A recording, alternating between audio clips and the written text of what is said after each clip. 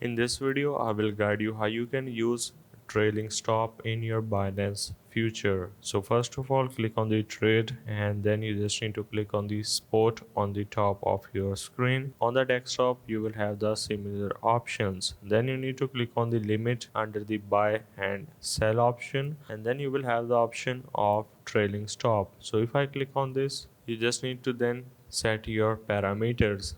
First of all, there are 2 points. First is activation price. This is an optional price you can set to trigger the trailing stop order.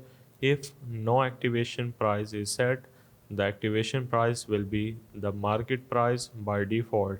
Next point is callback rate or trailing delta.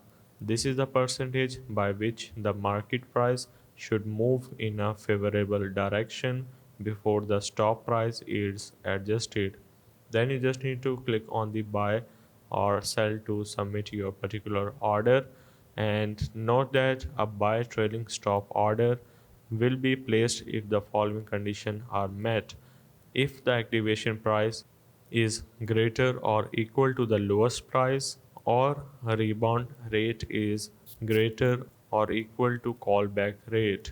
Second thing is a selling trailing stop order will be placed if the following conditions are met, like activation price is lower or equal to highest price, or rebound rate is greater or equal to callback rate.